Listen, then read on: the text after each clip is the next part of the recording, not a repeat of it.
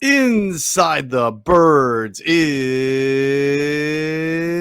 back. What's going on, everybody? Geoff Mosher, Adam Caplan, and I know everybody's getting excited, Adam. We are now just a little turn of the weekend corner away from getting into the new league year.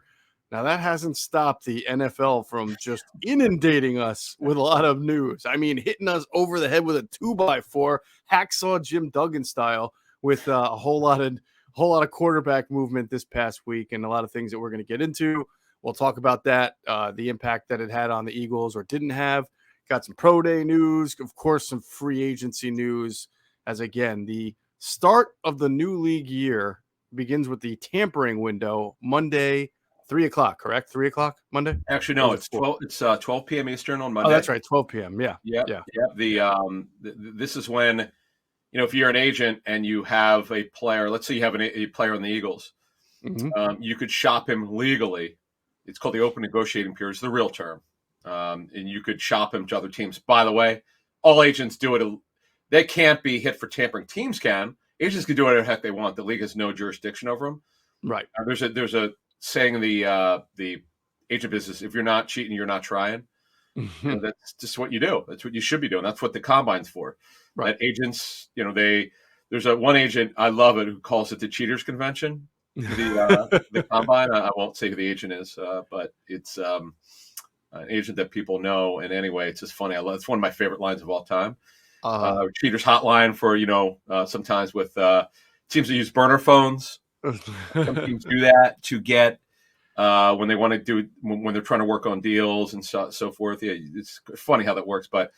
Yeah, look, it was crazy on was it Wednesday? Yeah, it was crazy with but a lot of this, by the way, was a carryover from talks from the combine. And then these deals got hammered out. It was pretty good. It was cool. It was cool. It was definitely to see reaction around the league. It was very cool with these quarterback movement. Yeah, a lot to get into on that. So, all right, noon Monday, and again, the tampering window will begin.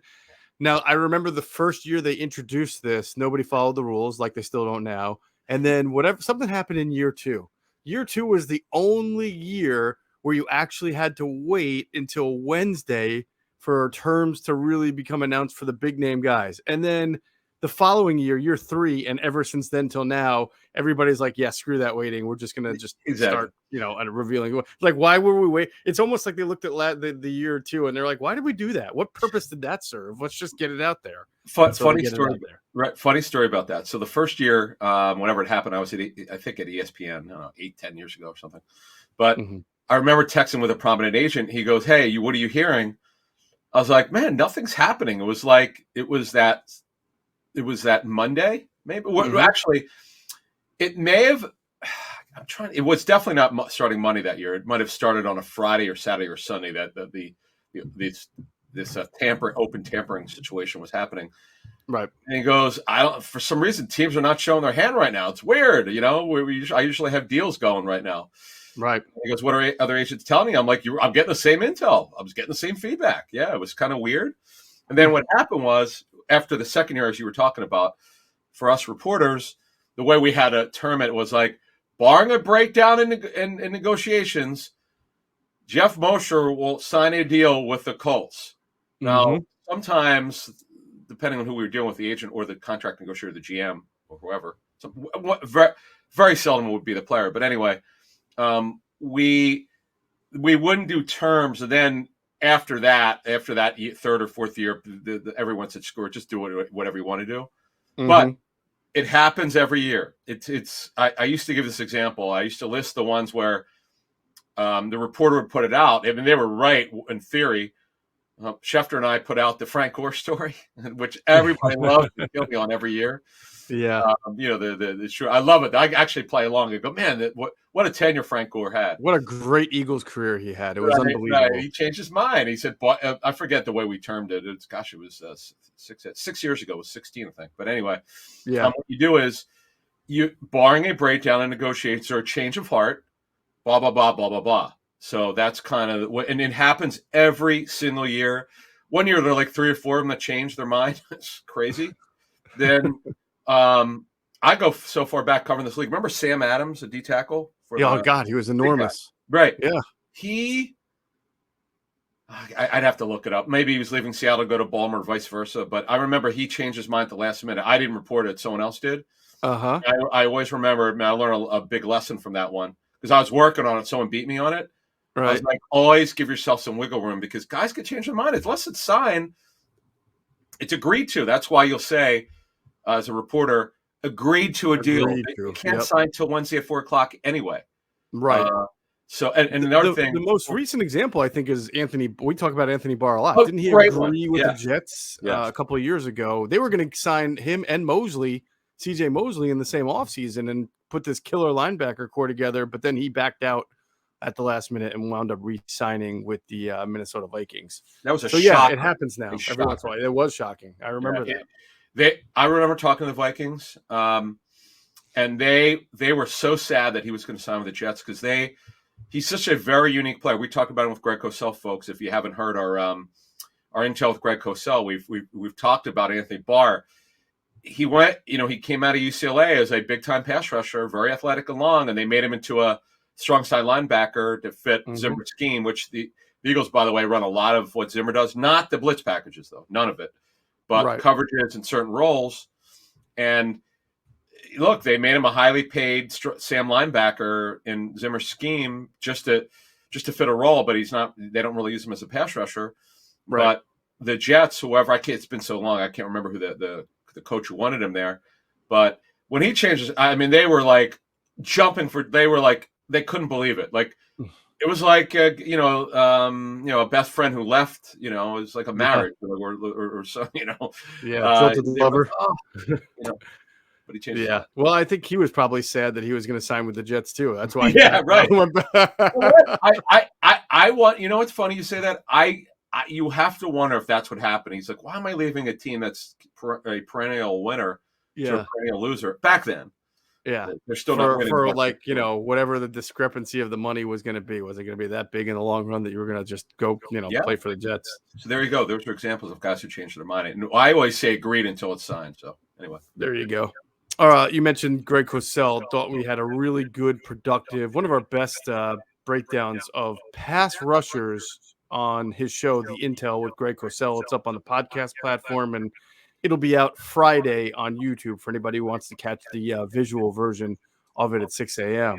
And not only did we go through pass rushers, Adam, and what we did is explain even more so the idea of a changing dynamic with the Eagles defense where the strong side linebacker is now a major pass rusher for them, a person who plays on the line of scrimmage. He's an on-the-ball linebacker, whereas in the past, for many decades, the Eagles' strong side linebacker, just like the middle and weak side, has been an off-the-ball linebacker. And so now that you have an on-the-ball linebacker and pass rusher, you have to look at some of those outside linebacker / pass rushers as potential targets for the Eagles here in free agency. Whereas in the past, you would look at a guy and say, yeah, this is a talented guy, right? Like anybody who plays the outside linebacker position who rushes the passer, but that's not what the Eagles do per se. But the league is getting more multiple. Jonathan Gannon has brought that 5-1 and 5-2 look to first and second down to the Eagles defense. And now he has a chance to potentially the team bring in someone like that who's also going to stay then on the field. Jannard Avery played it last year. We'll get into a little more, but he came off the field when they wanted to rush the passer on nickel. Now they got a chance to get a guy who might be able to play 3 downs there. So we'll get into that. Greg did a great job of breaking it all down for us. Oh, phenomenal. Learned so much between the three of us, the discussions. Greg, in fact, I talked to Greg on Wednesday, and he had mentioned to me how much he enjoyed doing this show because he likes that the three of us all bring information. Obviously, he brings what he does.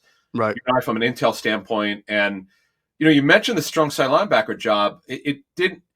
Avery was not given the chance, neither was Ryan Kerrigan, to rush the passer as much as we thought they both would. Right. So you do wonder, and we'll get into that in a minute, and we've got some intel. This all shows intel, as you'll hear in a couple minutes. This is kind of what we do for free agency. We promise you we'll get to the draft stuff. Once we put free agency to bed, which is after next week, it's literally for 6 weeks. Unless the Eagles sign somebody, you won't hear us talk about free agency. Once they get the signings in, we'll have Greg also for intel on that. We'll have our own intel of how the Eagles are going to use him. But once we get to the draft, folks, it's we're even going to go deeper in the draft this year. I love it. More than we ever have. So, but it's impossible to do both. We can't do 3-hour shows. It just does not work. There you go. All right. So Intel, Greg Cosell, told you about Trey Thomas. Trey on the tape just did his fifth and final of his series that he have done with us, breaking down tape. This last one was awesome because it was on something we've talked about a lot, which is what are the Eagles going to do here at left guard, at right guard? They've got a bunch of different guys. They've all different. Some of them are injured. Some are coming off injury. So he broke down Driscoll. He broke down Herbig. He broke down Sayamalu. He really likes Isaac Sayamalu, who is easy to forget, by the way, because he missed all of last year and because Landon Dickerson came in and played very well at left guard. But Sayamalu comes back, and it just kind of creates another situation where it's great. You have a lot of talent at that guard spot. But with Jason Kelsey, and we'll see what happens, most likely coming back, you got to figure out who your starting guards are going to be. And not only who they're going to be, but where you are going to play them. That's going to be a big, big storyline once we get out of the draft and into OTA. So go check out Trey's videos. It's his fifth and final one, but I'm pretty sure Trey is going to be sticking around with us, and we'll figure out some things to get him more involved as we go forward. Yeah, really appreciate everyone's support with us. I can't tell you, Geoff and I can't tell you how much we appreciate your all support, because this is our 18, 19, 20, 25th year doing this. Where the hell's the time gone? I don't know. I am definitely getting older, though, and free agency in the draft ages me about 15 years every year. No, but it's funny. We just looking at our traffic and what we're able to do. It's all because of your support. I mean, we couldn't be able to bring in the talents like Trey Thomas, Greg Cosell, Avant, Quentin Michael, and other people we've had on, and we'll announce stuff in the spring, late spring, early summer, about who else we're going to add for the fall. We've got a pretty good list of people that we have relationships with. You know some of them, some of you don't. Mm-hmm. You know who the people are, but we've not talked about some of these people we're going to be hopefully bringing in. And then we've got one we're working on. We'll see. We're hoping to have an announcement this week, but if you've been with us for a while, some of the stuff we just don't control. It's always a challenge. The timing of getting people to be able to work with us at the same time we need them to work is not the easiest thing to do. But we all have lives, so we get it. Definitely. All right. I do want to mention one draft nugget that we will give out on what's today? What day was it? It was Wednesday. Our University of Arkansas had its pro day, as pro day basically kicked off this over the last few days. The Aaron Moorhead, the wide receivers coach for the Eagles, was at the Arkansas pro day, and the big thing for pro days is, whether you send like your top executives or if you send a position coach and the position coach leads the workout. There's always one position coach who says, I'm going to be the guy today to run this guy through all the drills. I want to see him do everything. And that was Aaron Moorhead at Arkansas, where Traylon Burks, who's a 6'3", 220-pound wide receiver and a first, potentially second round prospect, was working out. So obviously the Eagles and Aaron Moorhead taking a look at him, Adam, and getting a real close look by leading the workout. That's big. Yeah, so a couple things from a position coach, not Aaron Moorhead. I've never met the guy, but from a position coach who was there, was nice enough to send me a 200-word text. Wow. Who does that? Here's what happened. I think he was I don't know. I've never been to Arkansas. I don't even know where their airport is. But the guy was waiting to leave somewhere, so it was really cool. So he's not actually 6'3". He's closer to 6'2" than 6'3". As you know, on these college football sites where the players play, they're always taller than they actually are. It's rare that the schools get it right. It's just the way it is. They exaggerate player size. He is a legit 225. His playing style, he's long, he's strong. Yes, his projection is from the text L1/E2, which means late 1, early 2. Mm-hmm. He's not a possession receiver in terms of short area. You got to get him going forward. He's got good hands. He's got good body control, good balance, good football player. His workout was very good. His combine workout was not as good. But this workout is, the good thing is he, as you said, these pro day, this is one of the first pro days this week after the combine. Mm-hmm. He's able to bounce back from, he did not run on a 40. I do not believe at this at the Arkansas workout, because it was not in the notes that the guy sent me. Okay. But we think it would be. But his vertical is good, not great. Mm-hmm. you know what he is. You kind of, the tape tells you everything. You know exactly who he is and what he is as a football player. Mm-hmm. Nothing that happened at the combine or the pro day will change that. He has a specific style of play. He's a true X. He's not a Z. I get Mm-hmm. Sirianni says inside and outside. I get that, but I don't know that you're going to move him around as a Z. I don't think he needs that because he's strong enough as a leverage player based on what was in this text I got that he Right. can win as an X. So I don't think they need to Right. move him around. No, in many ways, he'd be ideal for the Eagles because he can play the X, and you don't have to move him, and you do have movable pieces in Devontae Smith and Quez Watkins and Jalen Rager. Right. So he would just be able to kind of camp out there. And here's how it was described to me from someone I know who was at Arkansas. Okay. Two things that you said really stood out, and the fact that we can match it is good. Body control, very good. He's 225 pounds, so that's a big thing for that kind of wide receiver to be able to maintain your balance and stay upright and just when you're that big to be able to run and catch and make all the adjustments you need to make coming out of your breaks. And then the second thing, soft hands. Has really nice hands. I think you just said that as well from your person. And the third thing that was kind of emphasized to me was he was not slow at his workouts. I know some people got maybe a negative impression of him from his combine workout, but I mean, he's 225 pounds. I hope people aren't expecting a guy like that to run a 4.2 40 or a 4.3 40. So speed is not the name of his game, but he certainly has enough.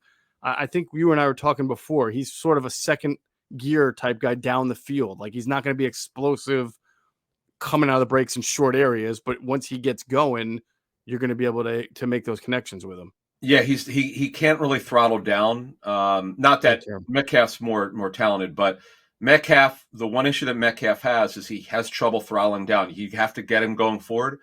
Burke has got that same trait. You want him going forward. He's not the tape apparently from this coach said that you need him going forward and keep like a locomotive. You just need him to keep going. Just let him go get it and win with leverage and his length. Yep. So that's it. That was fun. I didn't know much about him until you had mentioned. I guess you put it on Twitter. Man, you get a lot of action on that thing. Holy smokes.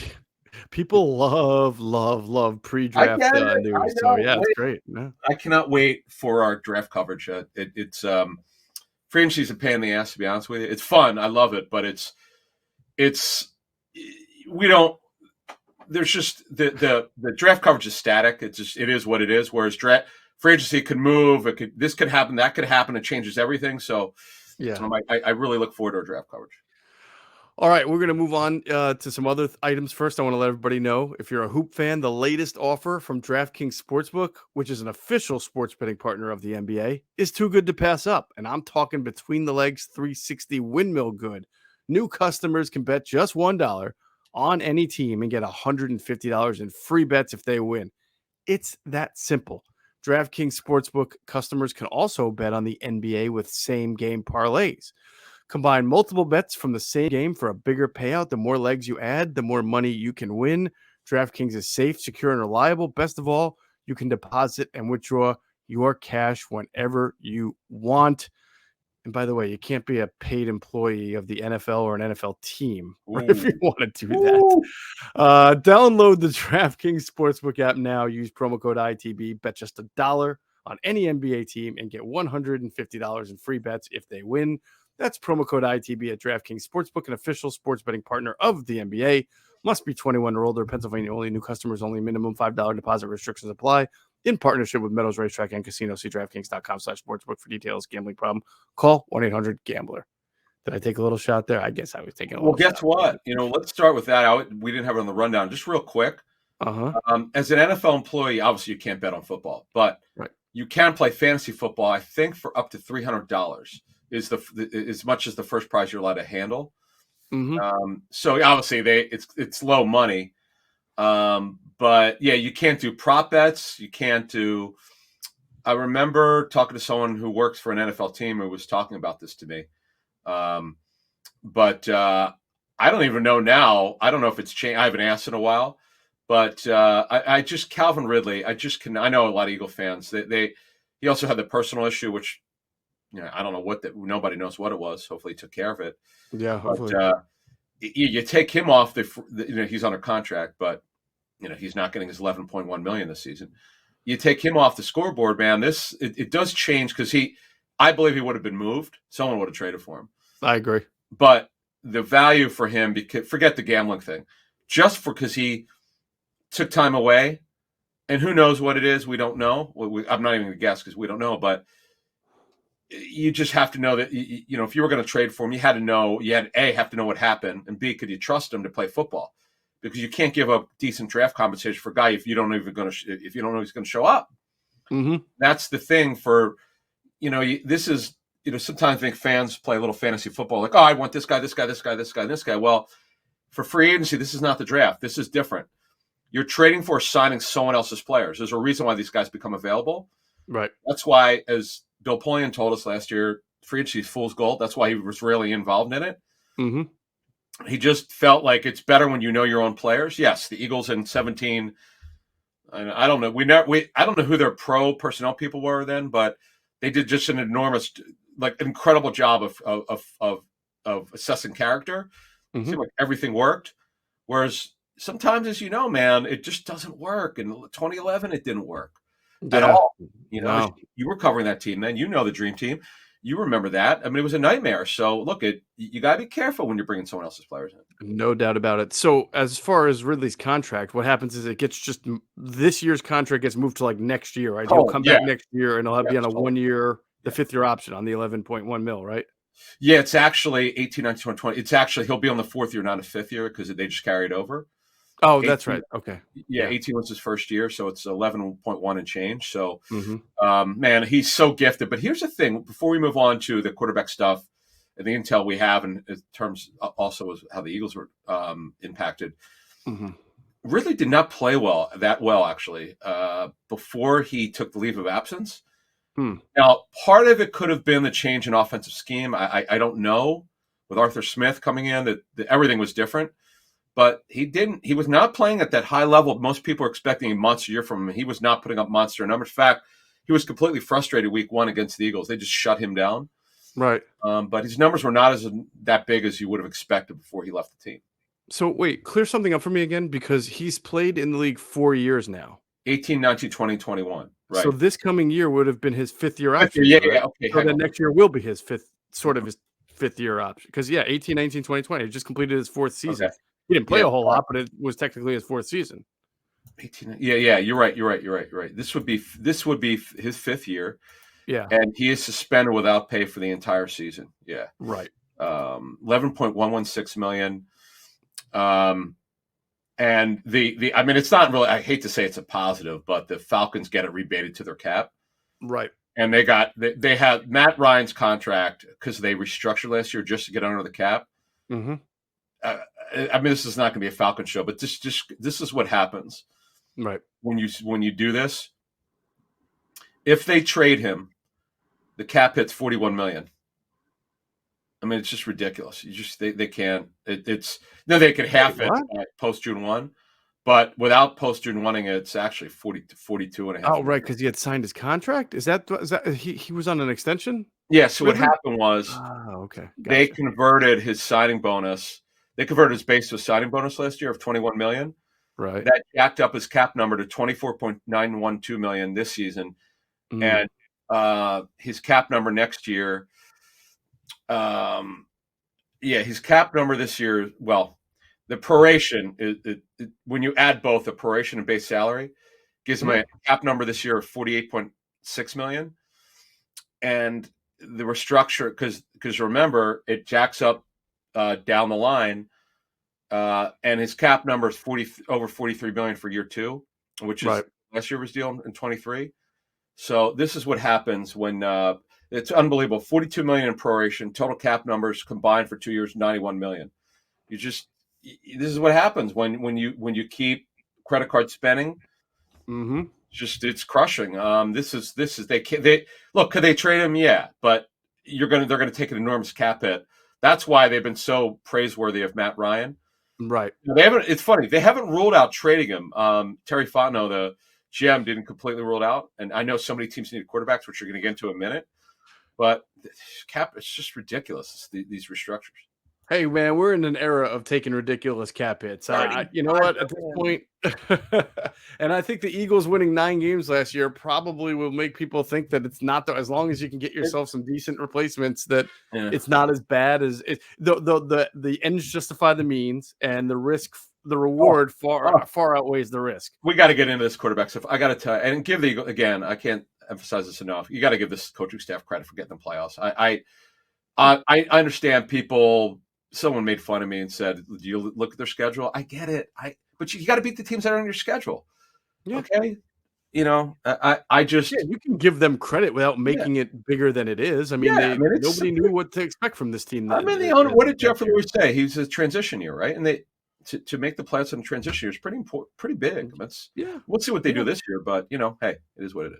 Right. So, okay. Back to quarterbacks. Yeah. Obviously, the bombshell this week was Russell Wilson getting traded to the Denver Broncos.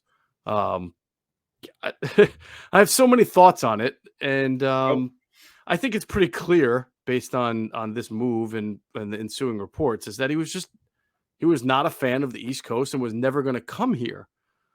So, I know that there were some people ripping Howie for not giving up enough. There are some people who felt that Denver gave up so much that Howie was smart not to give up anything. And I'm not even sure these discussions are even relevant, because if he didn't want to waive his no trade clause to come to Philadelphia, then it's almost like a non-starter. Like, what are we talking about here? Nothing. right. I mean, I don't. I know there's some speculation the Eagles made an offer. I don't know that. I didn't hear that. I do know for a fact that he did not want to come to Philly. That's why all the speculation and rumors the last 4 weeks were all internet based, from message boards and social media. Nothing was factual. Mm-hmm. It didn't mean the Eagles didn't have interest. It just that once, as you just said, you just nailed it. We can move on in a minute. Once they knew that he didn't want to come to Philly, they moved on. That's just Right. the way it is.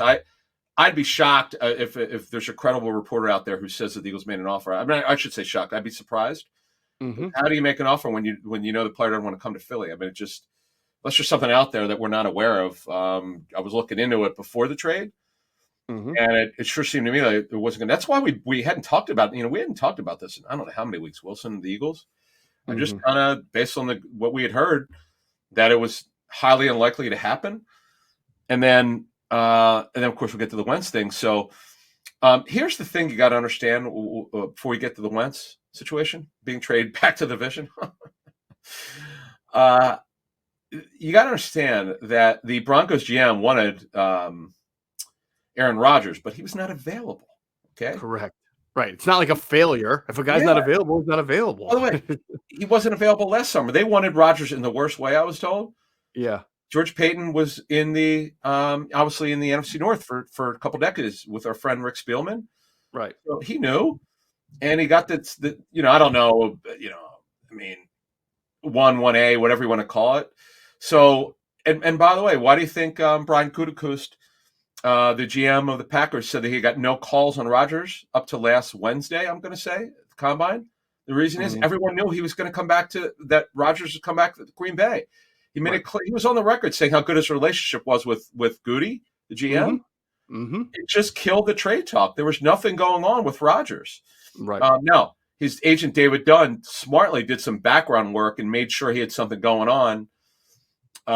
If talks broke down, if they were insulted by the Packers offer, which they weren't, but if they were, they had somewhere to go. Whether I think Pro Football Talk put out some stuff. Mm-hmm.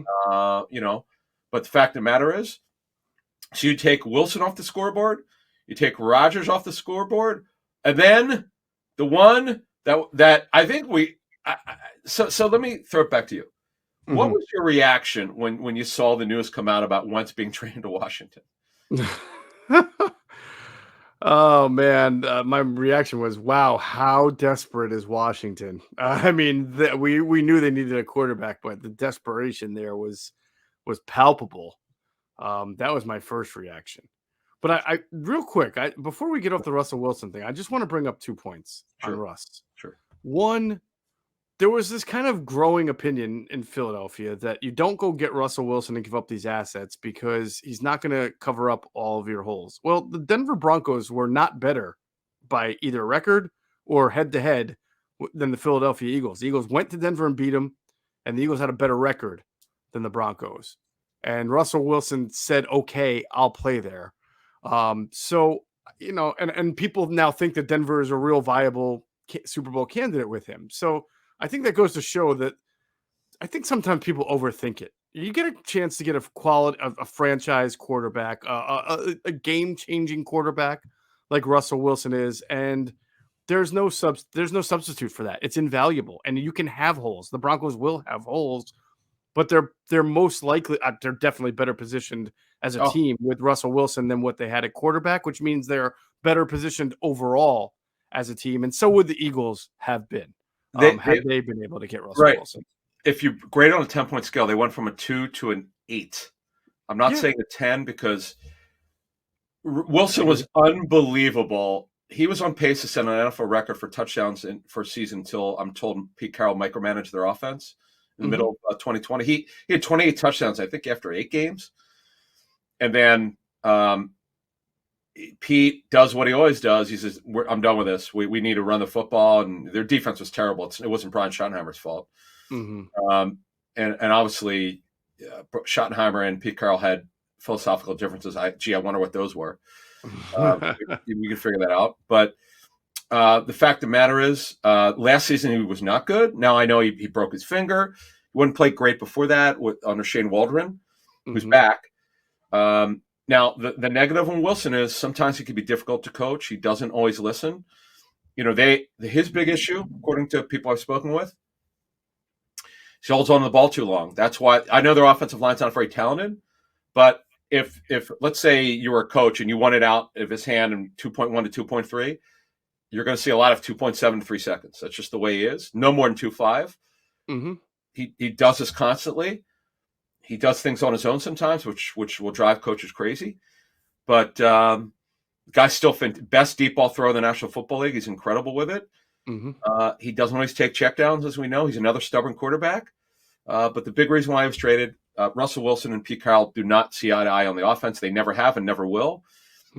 Nature took its course, and both sides, I think, were done with each other, as I understand it. And it was funny to see that billboard, by the way, in Denver, like minutes after the trade. It said, "Let Russ cook." Well, no, it's funny. Okay, so before we move on to the next part here, I'm glad I do want to mention what that meant. The real story was, according to my sources, the members of the front office and coaching staff a couple years ago went to Pete and said, "Listen, I know," and obviously Russell Wilson wanted it, but they went to him, a bunch of people said, "Listen, let him come out throwing the football." It took a lot of talks with Pete, and he finally gave in to analytics in the first half. If you look at the first half of games, his numbers were just it almost historic what they were doing in the first half of NFL games. They were so aggressive. It was that first Atlanta game in 2020. I couldn't believe it. I think they might have thrown on 9 of the first 10 plays. Right. Carroll hates that stuff, but he bit his tongue. And their defense was so bad. Pete's like, "Oh, you can't. We need to slow things down and get our defense off the field." Like that has anything to do with their offense being great. It's just bad coaching. And such a good coach, but he can't get out of his own way sometimes. Yeah, right. That's a great term. It. Yeah. And that it always bothered me that Carroll did that. But these defensive head coaches, not all of them, a lot of them can't get out of their own way, man. You said it perfectly. I've said some of the names over the years. One of them got in an argument with me on Twitter. My former head coach, the D coordinator. But anyway. Do you think that Russ not wanting to come here, and he obviously didn't want to go to Washington either, says something about Eagles culture? Because I've heard that too, that he looked at this environment here and thought, "No, I don't want to go to." Really, I didn't do that. No, I just I just heard he wanted to be on. Well, actually, he put it out there in some interview. I saw some quotes where he really wanted to be on the West Coast. Right, but Denver is not exactly the West Coast. It's the West, but it's not. You're not. There's no ocean. I mean, it's from an ocean. Mountain time, but there's no Puget Sound. What's that? There's no Puget Sound. Right. There's one also, man. Their training camp is unbelievable. It's on the lake. Right. Lake Paul Island. Their training facility is pretty cool. But here's the thing. Let's move on here. So with Wilson, Wentz, and Rodgers off the scoreboard, for the people who are saying like, and we could talk all we want about Jalen Hurts isn't this or isn't that. we've told you for 3 months now why they're staying with Hurts. It's not that they know he's going to be great. What if you don't have a quarterback? What's your alternative? Look at the Colts right now. If they don't Right. trade for Jimmy Garoppolo, where are they getting a quarterback? Oh yeah, I'm fascinated to see what their next Can move you is. answer that for me, please? No, I'm fascinated. I told you this before. I can't imagine that they made this move without a plan. Of course, Chris But Ballard, but come on. because I like Chris Ballard and I think he's got a plan. But I don't know what that plan is. And Yeah. if Jimmy Garoppolo is the end game to your plan, how much better are you? So I think that's because Garoppolo has certainly made it farther in his career in individual seasons than Carson Wentz. But Mhm. they're both they're different, but they're the same at, when they're good, they're good. But when they're bad, it looks bad. But I still Yep. think Yep. when you get the best of each, Carson, because Oh, of his physical talents, is better than Jimmy. It's just I would say Jimmy is at a better version of self more consistently than Carson is. his winning percentage, Garoppolo's, I know quarterback wins, people make fun of it, but his winning percentage is pretty strong. He has been Mhm, into the Super Bowl. Oh, by the way, with Wentz, my understanding there is that the owner really pushed this thing. I know Chris Ballard buried once publicly. He might have been taking mhm. one for the team there, and because what I had heard pretty strongly at Indy last week. Some of the intel I got. Of course, I was going to hold this. I didn't think Wentz would be traded as quickly. It's really, it's just. I mean, I didn't know how to react to it because you said how you reacted. I'm like, what is Wash doing? But I still would defend Wentz in this way. He actually played. Cosell backed this up. It was actually Greg who said it first, and based on what we had heard, we'd heard separately, it was pretty true. Wentz for most of the season played well, but because of the owner, my understanding is the owner, Jim Irsay, felt there was a lack of leadership there. Now, is it because of not taking the vaccine? By the way, Wentz wasn't the only player not to do it. They actually had the worst vaccine record of any team, I believe, Right, that season. right. But when they needed him to be there, he didn't practice that week leading up to Jacksonville, where Mhm. they got blown out. They got embarrassed. But man, now Chris Bauer could take all this bounty that he got because they don't have a first round pick, maybe trade back into the first round. Maybe he does that. In fact, I don't see how. You're right on the plan. He obviously has to plan. That to me would make the most sense. Right. Again, Or folks. with the extra second, you can take a quarterback along with whatever position you might want to take. If you like a Carson Strong and he's there, or if you like Oh, Malik Willis and he's there, or if you like yeah. anybody who you Well, who you Malik might Willis. have. See, the problem with Willis is though he certainly has helped himself tremendously since the Senior Bowl. Mhm. You just don't know when he's going to be ready to play. They don't have a starting quarterback in the roster. They don't. They don't have anyone who could start. So Right. they're going to have to do something. It's It'd be fascinating. I mean, it's funny in Ron Rivera's personnel control. I mean, how about though the GM Martin Mayhew Mhm. saying at the combine? I guess he said they're calling every team, and Rivera backed it up. Yeah. And you saw the NFL Network report where they offered, I guess, multiple ones, and they got shot down for Wilson. Yeah. Um, it's just it's really remarkable to me how desperate teams are now and how bad. When we said this back at Thanksgiving, we previewed said, folks, wait till we get to free agency. You're not going to believe how bad the quarterback group is. That's why Mhm. we're seeing trades. This is we probably aren't done other than Garoppolo. Maybe somebody finds a good backup, a high upside backup they like, and they trade for him. I'm telling you, this is not a good year to need a quarterback. That is why the Eagles are keeping Hurts. In addition, the owner was very involved, as we outlined, literally within days after the draft 2 years ago when we Mhm. started getting intel. And plus, they really like Hurts, and they're going to give him a shot here. So Now at least now they not know so that. fast, not so fast. There's still one quarterback left that we know the Eagles are going to be linked to until Oh well, obviously Watson, yeah, yeah. situation gets settled. And obviously there are some All right, yeah, things that are going on, yeah, on Friday, right? Which yeah, yeah. tomorrow that I don't know. I don't that's just the start of things. I don't know if that means there's Well, going to be a yeah, resolution to we it. don't. Yeah, no, we could actually get a lot. There could be a lot of information that flows from that. Actually, can get a lot of clarity. Right. But it's just, and that particular player, Deshaun Watson. I understand that. We'll see if he gets charged with anything. Mhm. But even if he doesn't, you always have to ask yourself this: can he be the face of your franchise? And Right. that Right. to me is the real question mark. But anyway, it's Well, I mean, I know that I would say this. We talked about this not a year ago. I'd say 8 months ago. I guess Right. probably last like May or June. You know, Yeah. if they're gonna make a move like that, it's gonna be well researched, not from a scouting standpoint, but from Jeffrey Lurie and his legal team and his Oh, security team. yeah. We know that they've sent people down there to Yep. Houston to gather information. It would shock me if they don't have someone from their legal team or something of that nature down at the proceedings that happen here Oh, okay. in Houston over Okay. the next few Okay. days because Okay. they've spent all this time gathering information. Why stop now? I mean, this is a Well, big part of the process. So yep, and Carolina, we're told, has been monitoring this. They've been out, but never completely out. They've been monitoring everything. right, Carolina doesn't have a quarterback.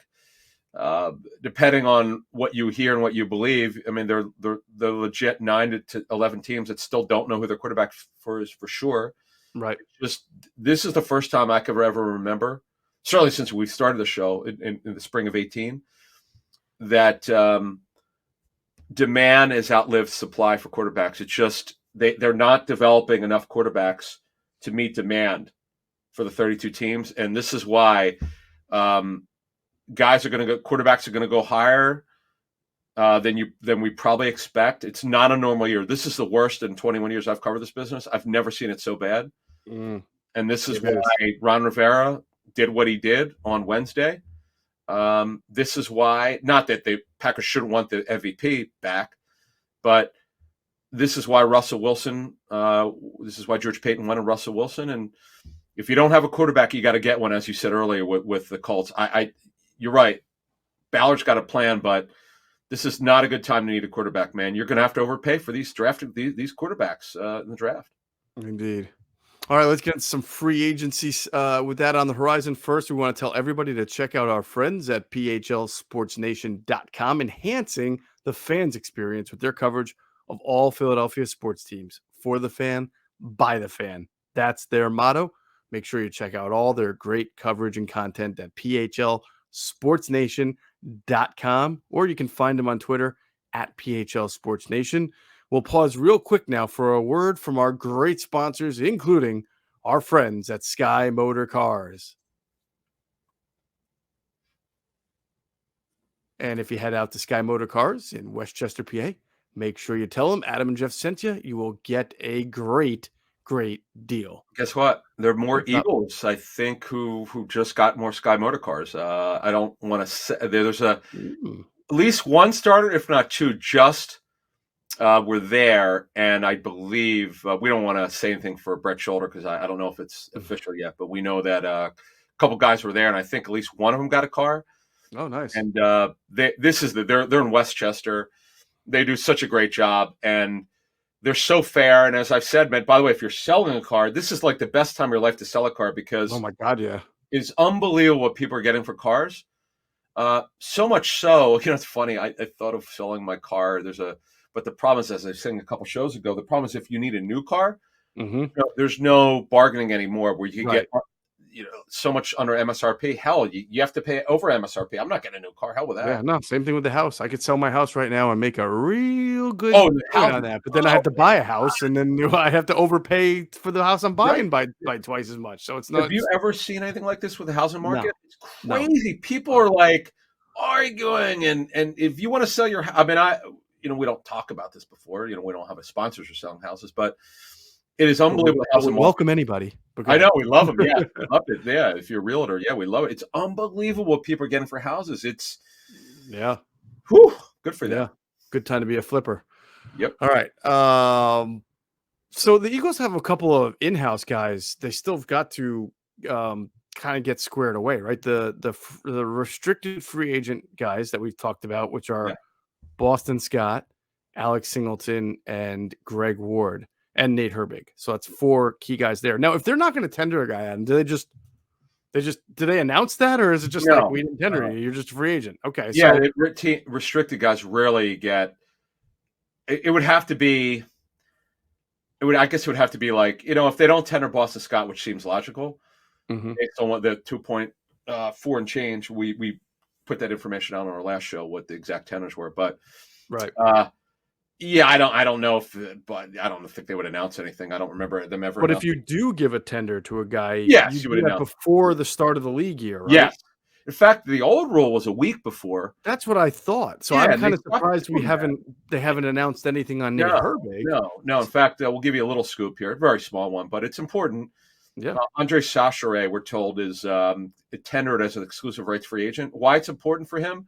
Because out of the blue, became one of their best special teams players. It's another one where, I mean, I understand some of the guys who were with the culture down with Eagles coaching, but I don't know how much they knew about. I mean, obviously, a couple of them they knew the name, but all of a sudden he became a really key special teams player. And I'm told they actually gave him a little guaranteed money. I don't know if he signed it yet, but I know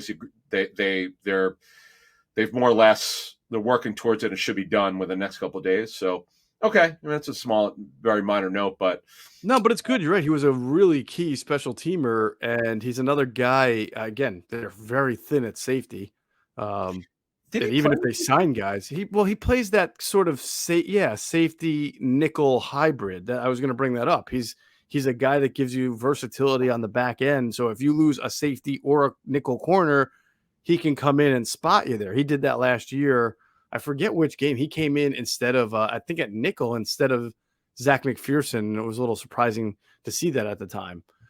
So yeah, he gives you that, and it'll be another year in the system. And I do think he's a big part of their special teams. They're one of those core 4 special teamers. So that's good that they tendered him as an exclusive rights free agent, which means he really did he had even less control than a restricted free Yeah. agent Oh, had. no, and the only control he has is if the Eagles didn't tender him, he could go anywhere he wanted. But yeah, you're right. In fact, he started the Week 17 game, game 17 against Dallas, Right. and yeah, he played every snap. Wow, he played 62 snaps. The game before that, he played 33 snaps. 33%. I'm sorry, 33%, 100% against Dallas. And then the Detroit game where they blew out Detroit in Detroit, he played about 30.5% of the snaps. But yeah, he generally, if you look at his special teams tackles and snaps, yeah, he was right up there. Boy, as a matter of fact, did they get him like before the season started? Because it's amazing how many snaps on special teams he had all season. I think when they brought him in, it was later in the offseason. It wasn't like immediate. Okay, I think but it first was. they had Nate Meters, right? Sort of as that Oh kind of yeah, potential yeah. guy, and then they released him. Yeah, how Whatever about happened that? to him? I pulled that one out. I just Nice one. I know we haven't move talked on. about it since they got him. Nice one. That's probably the first and last time Nate Meters Yeah. is going to be mentioned in Eagles podcast in I literally forgot 2022. about him. In fact, I remember calling him. No, I remember texting. You're gonna laugh at this one. You know, autocorrect. Yes, I'm It aware. literally, for some reason, I was texting someone. It kept saying Nate Meadows, and it kept. Stupid phone. I said, so I'm sorry. This dumb autocorrect won't. And it was a new phone. Well, it's a great phone. I have a Samsung S21, but it kept changing it. Anyway, Nate, is it Meters, right? Meters, something like that. But yeah, he went, and then Sasha came in, I think, a little later, and he made a little nice niche for himself. I don't know, but anyway. All right, now to the important for you. People like, Can you give us important? Let's get to the intel. What do you got? So again, we've talked about this a little bit. We came back from the combine with a lot of the same information about where the Eagles are looking to get their upgrades. Safety is obvious because they need safeties. The second position, the one we've probably spent most time talking about, Adam, is this new strong side linebacker position that is a actual pass rusher in the defense. That's an area that I think both of us can say we've been told that the Eagles are looking at in free agency to find an upgrade. And of course, we mentioned on the last podcast, wide receiver Juju Smith-Schuster is a guy that they've shown some interest in that they could potentially sign there. So let's start. We'll go through each one. Let us start with the outside linebacker position, strong side linebacker. And by the way, just to illustrate how different this position is now compared to what it was recently, right? Just 2 years ago, Duke Riley was the strong side linebacker, right? He was on the field for first and second down, playing an off the ball spot, make a tackle here and there, get off the field when you want to rush the passer. Okay. So now we're talking about a guy who's going to play on the line of scrimmage with the other 4 defensive linemen and then stay on the field when they rush the passer. And that means someone else probably going to have to come out. So you look at those names. Now you're looking at those pass rushing outside linebackers. One of them got signed to big money just the other night, who would have been available? Was not Derek Landry, Harold Landry. Derek Landry is the former Eagles defensive tackle. Oh, yeah. Harold Yeah. Landry. Yeah. 94, Derek Landry out of Notre Dame, who Yeah. was great here with under, was it, who was it? Was it, oh, yeah. It was, who was the guy, the D-line coach, Jim Washburn? Was it Washburn? Yeah. Yeah, it was Washburn because I think he was a get up the field quick type guy, Landry. Yeah. There. Landry, right? No, Right. Y. Yeah. Right. Go ahead. So back to this strong side linebacker. Anyway, Landry was a guy who was going to stand to hit free agency and probably do well, but he did well anyway with his own team, Titans. I think it was like 5 years, 85 million. I mean, that just shows you the kind of. I mean, this guy had 1 year of double-digit sacks. Good player. I'm not trying to say he's not, but this is what we're talking about with money here. So let's go through some other names that we've heard. Anyone that stands out to you? Yeah, I'm going to use a term. This is a new term we need to use because just to, if you folks have been with us for a long time, you kind of know when we're saying something's going to happen or probably going to happen. Mm-hmm. We've used the example of Byron Jones. We knew, we were one of the first people to say, listen, they're going to go hard on this guy, go after him hard. They did. They made an enormous offer, but decided to sign with Miami. Now, these guys we're going to mention, we're calling these terms initial interest. It doesn't mean they're going to make an offer. It doesn't mean they're going to sign him. We just know initially they have interest in Hassan Reddick, former Temple star, who the Cardinals could never figure out how to use until his last year. He was incredible last season as just a pass rusher. Now, because I'm still confused, I think I had someone explain this to me, and I know you have some really good intel in terms of how they use linebackers in this. Jernard Avery was a nice find for the Eagles, but I still would argue, and I would still also argue with Ryan Kerrigan, I don't think they gave him the pass rush opportunities that they should have gotten. Right. Now, I don't know Gannon, and we've asked so many people who've looked at the Eagles tape what they saw, and they can only go by what they saw, what they were able to see on tape. They don't know although we did ask a couple of people at the Combine to help us out who know Gannon, and we ran into some people, which we thought was going to happen, and it did. They feel like Gannon in year 2 will be more aggressive because he'll have better players for the scheme. Okay, that's fine. But Reddick does one thing, and he does it incredibly well. He's a speed rusher. He does what I call the Greg Lloyd, get to the quarterback. As Bill Cowher said to him, rush the quarterback. That's what he does. He's a run and chase guy. Right. He's not going to cover anybody. He doesn't do that. Panthers, as I understand it, really don't ask him to do that. Very little, if at all. So does he really fit the scheme? I don't know. But we just heard when we were at the Combine, keep an eye on him, as one very strong source said, that the Eagles have looked into him. Now, does it mean they're going to sign him? No. Again, it doesn't mean they're going to make an offer. Just initial interest is what we've heard. Yeah. Now, he's a pass rusher and some other names. So we know that that's a big priority for Howie Roseman. We know he's not afraid to spend money. And top of the line money, like he did 2 years ago with Javon Hargrave, a pass rushing defensive tackle. So it stands to reason. And I was told the same thing you are, as far as A, interest, and B, just the idea that this is an area they really feel like they can upgrade this year in free agency if the money and the talent is right. So to give people an idea, because sometimes it's hard to notice just in the middle of a game, right? Jernard Avery last year on first and second, when they wanted to stop the run, they would put him in the game, kind of in their 3 linebacker formation base, right? And sometimes in nickel too. And they would, instead of lining up off the ball like a Duke Riley would or an Alex Singleton would, they would bring him on the line of scrimmage. So that's not a 3-4 front either, even though it's an odd front. A 3-4 is when you have 3 defensive linemen and then that edge rushing linebacker, the outside linebacker comes on and as like a 4th rusher. This is a case where you have 5 men on the line of scrimmage, which I haven't seen the Eagles really do probably since the Buddy Ryan days, because that's not something they did out of a 4-3 alignment under Andy Reid, and it's not something they did under a 3-4 when Chip was here with Billy Davis. So this is pretty unique. So Jernard Avery never really was a great pass rusher for them, even though he was kind of brought here under Jim Schwartz to do that. He wound up last year being more of their first and second run defense down. And then when he came off the field, the Eagles sort of went to a traditional nickel of 4 down linemen and 2 linebackers.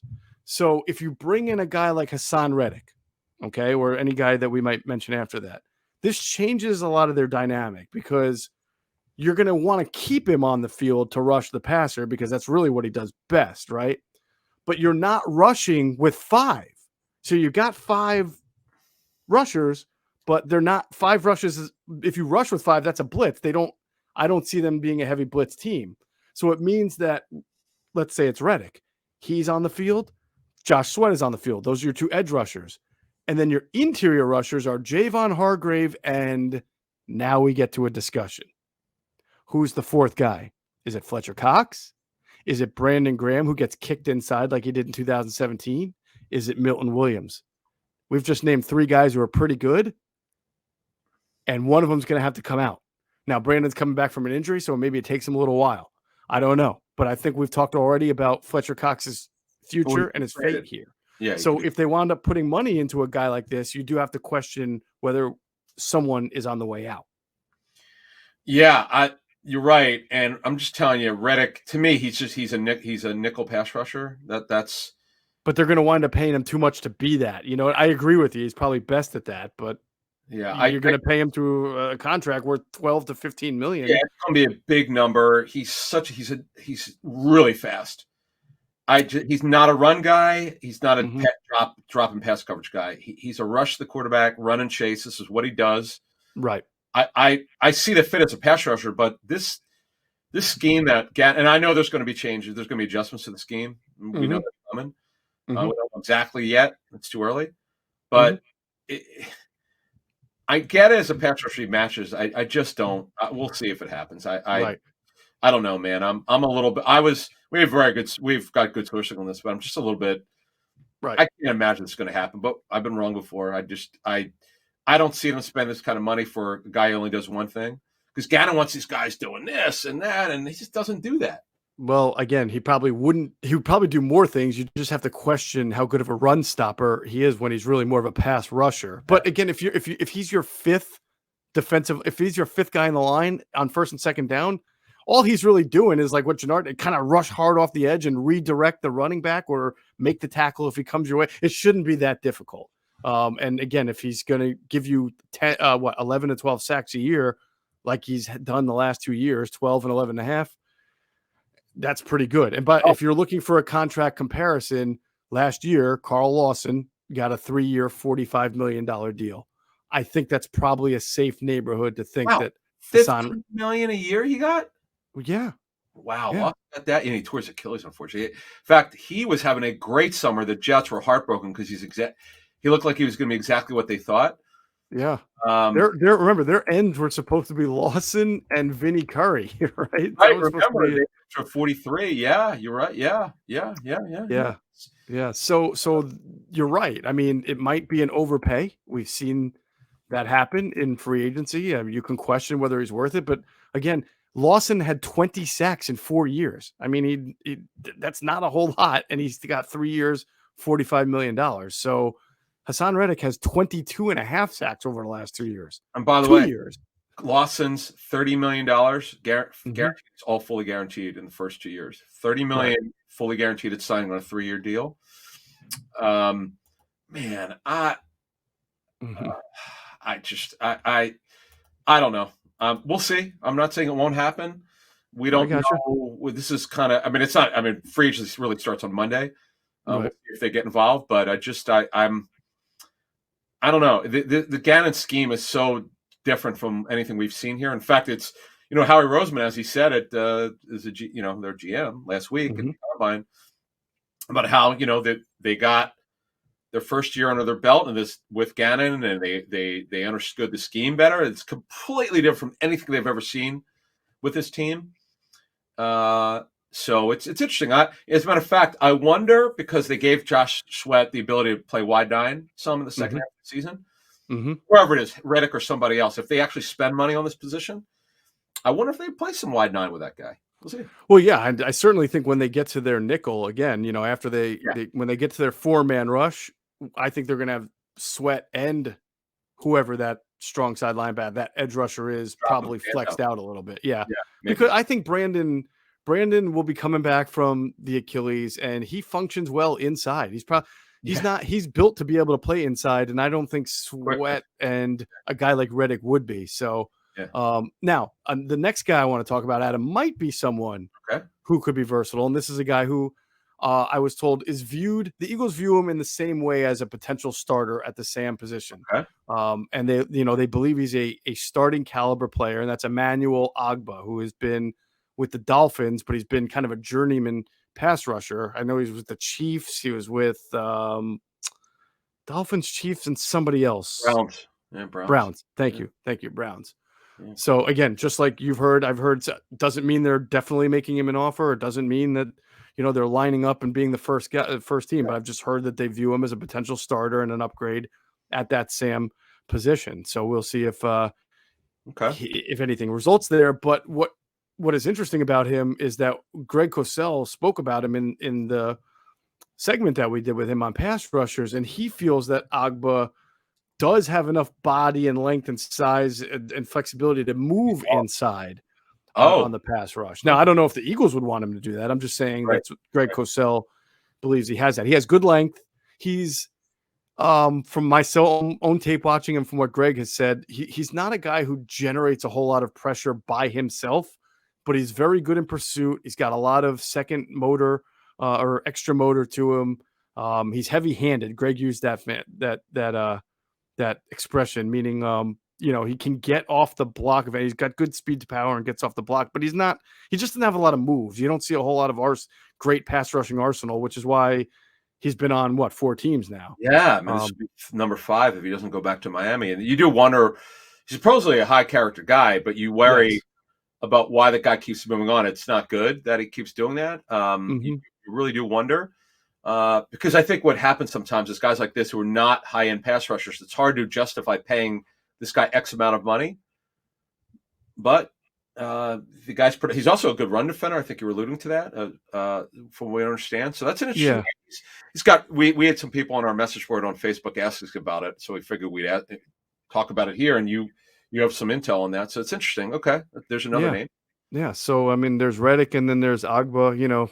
It's my understanding, Landry is someone they viewed very positively as well, but he's now been swallowed up by the Titans. And yeah. Oh, by the way, for bloggers out there, for these, I don't know what they are. These people, these news aggregators is what we call them, because that's what they are on Twitter or Instagram. Please credit our show. Don't just credit our name. Let people know where you heard it. If you want to be professional, it's highly unprofessional to not say where somebody reported something. It's just not good. If you don't say the outlet, our outlet is Inside the Birds.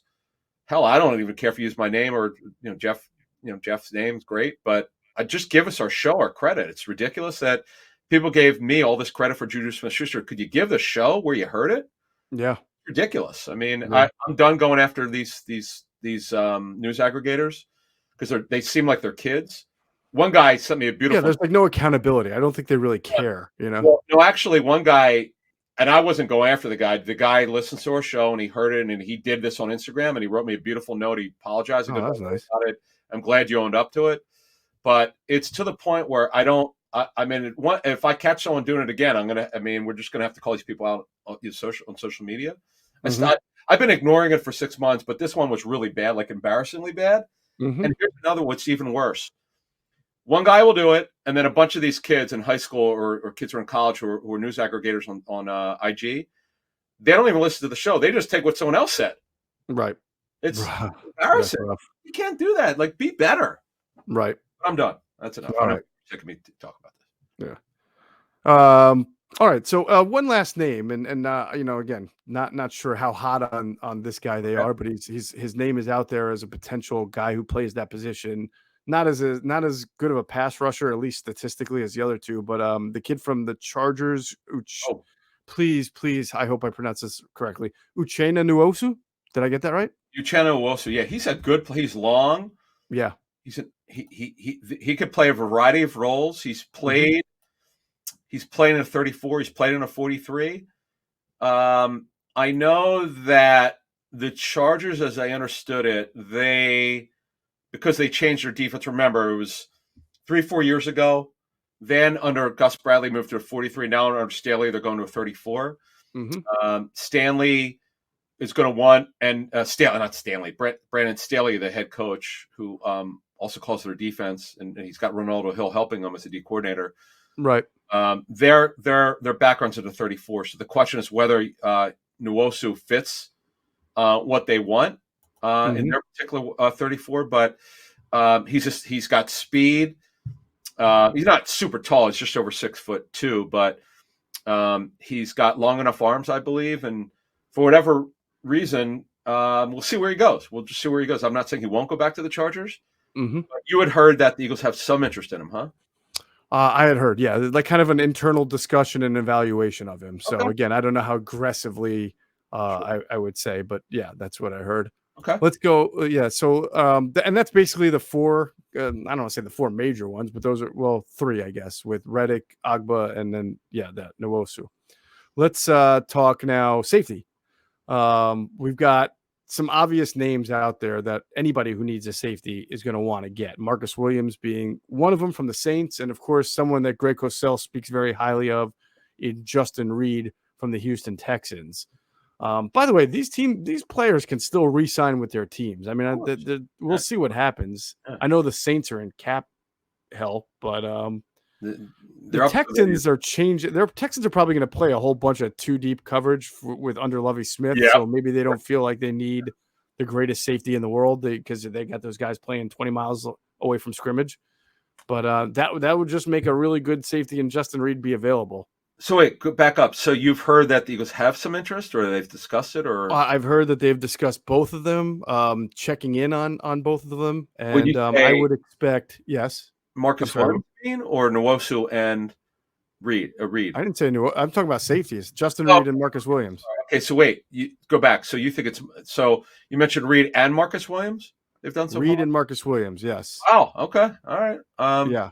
Now I'm just like what we've heard is like how again 2 years ago it was like Byron Jones. We know they're in. They're going to make it. Now it's more like I know these discuss these names internally. I expect that they will check in on it. I just don't know that it's going to happen because these guys are probably going to make a crap load of money. And they could also, as you said, go back to their own team.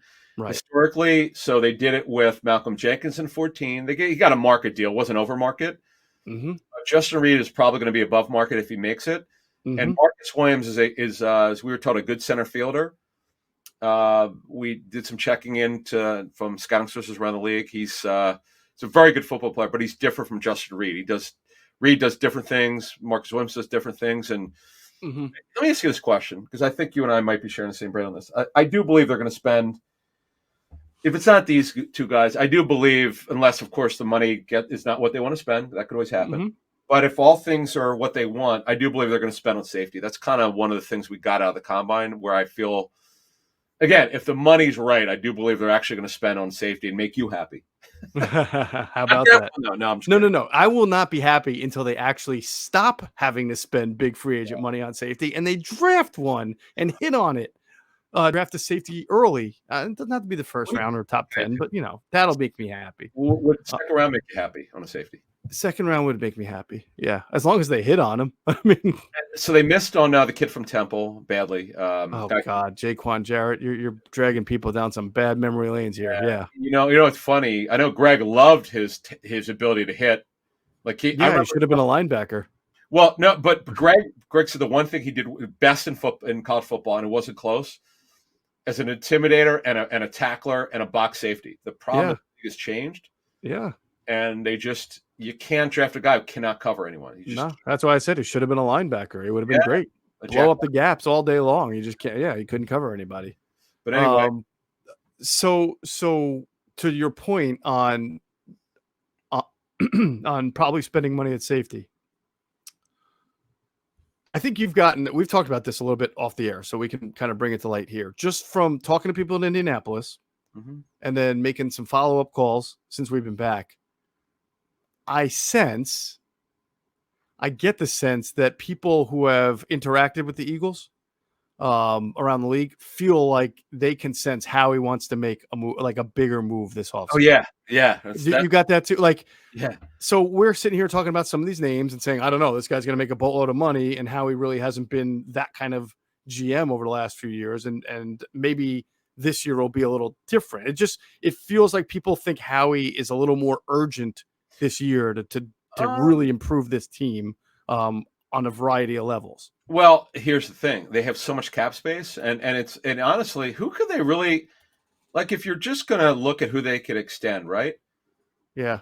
They have caps. I wouldn't say. I mean, I guess I don't know where they rank in cap space. 20 million. Some teams like the Chargers have what, like 55 million? No, they're well. Eagles are well over 20 million. They're all fluid, so I'm not even gonna. I've been one day it could be 23, the next day it could be 28. It's just a matter of Right. certain bonuses kick in and the recalculations. But anyway, Hmm.